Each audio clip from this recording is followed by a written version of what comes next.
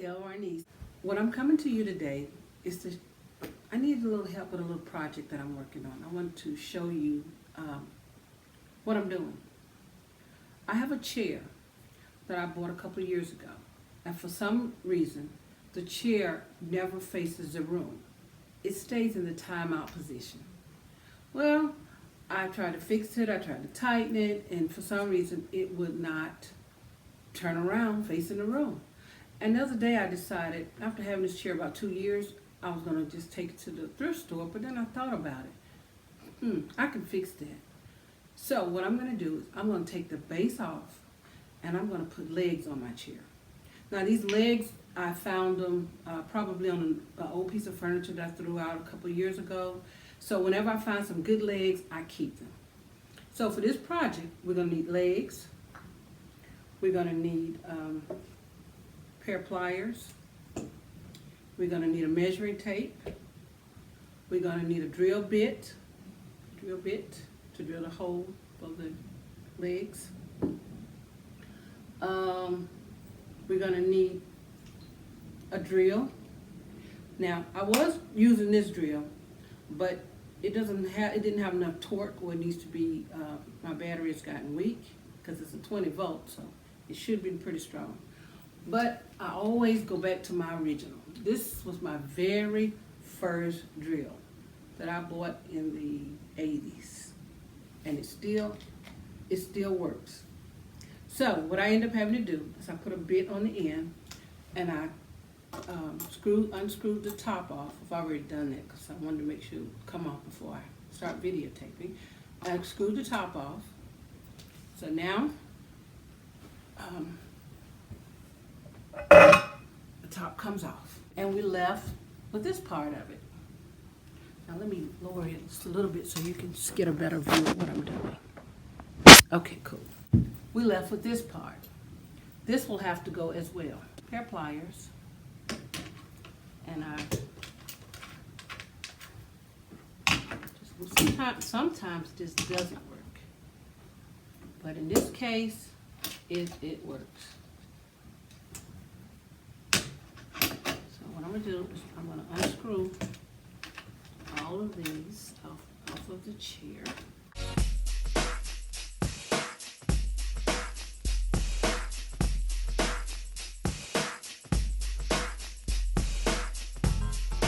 Most of the time, these screws are machine tightened, and you can't unscrew them by hand. It's a beautiful chair, and it matches my furniture. It's just that it just won't sit right. See? Now we just have a base in the center. So, we'll tell them what I'll end up doing with this. You'll probably see it again. All right, let's put that to the side. Okay, now, the next thing I wanted to do was, I'm not sure if I needed 4 or 5 legs, but I only have 4. Now, once I put this chair together, and if I see that I do need a 5th leg, I will just take a regular piece of wood and cut it about this height and put it right here in the center in the back. But I don't think I need it, but we'll see.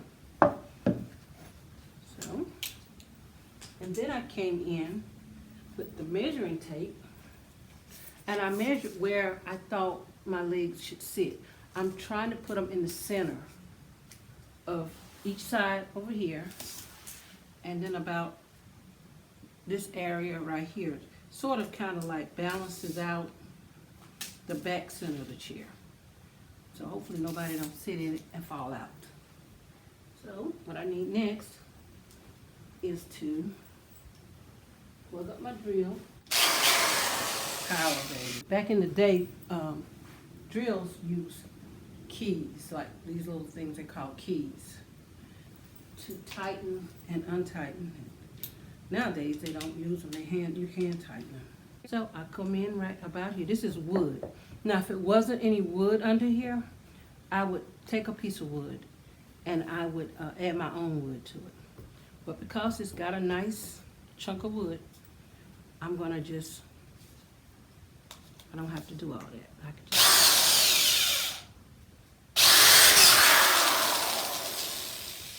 That went straight through. Let's see. Would that work for us? There's no point of keep going if it's not gonna work.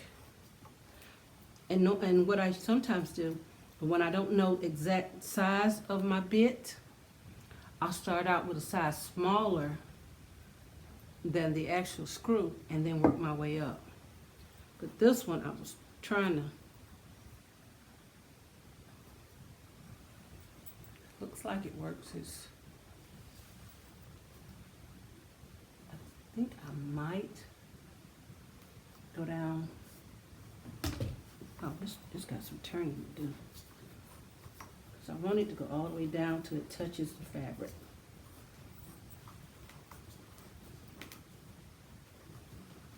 So I'll keep turning it until it goes all the way through. Okay. And now we do this side. Oops, got caught in the fabric.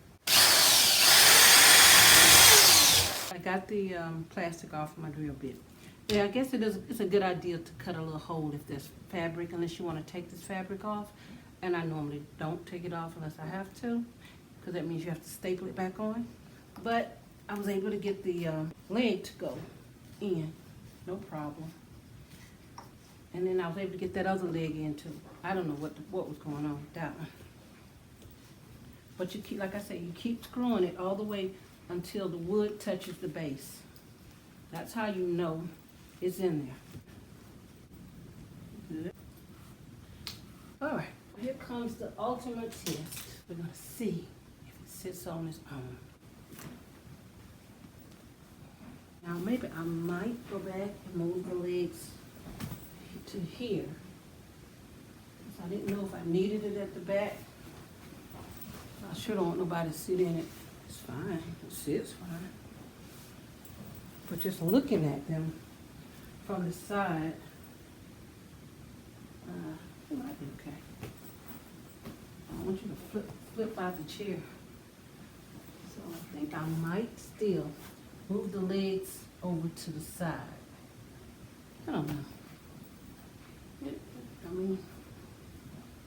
don't know. It looks fine. At least it's facing me now. I think it's fine. And I may go back and see if I can tighten the legs in a little bit more. And to make sure they're tight, if you're not sure, you can put like a little washer. You can always add a couple of washers. And that'll help give it some more bite. You know, give it some more too. So I may go back and take the legs off and add some washers to it.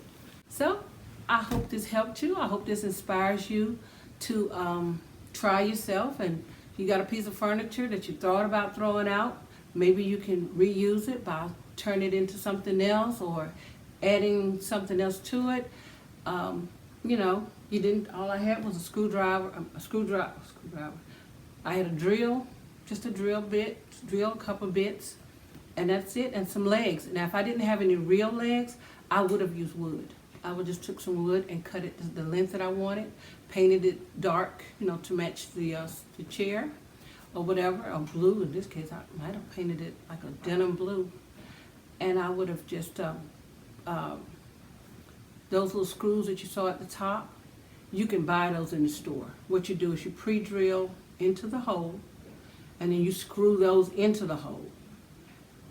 And you could put a little bit of glue at the bottom to secure it, and you know, drill it into the hole, and then once it completely dries, and then you screw them right into the bottom of the wood. As long as you got some wood that is not too old. Now, if the wood is worn out, I would suggest that you buy some new wood and cover the whole bottom of the chair with a brand new piece of wood. And you would nail it to the base, and then nail your new legs to the new wood.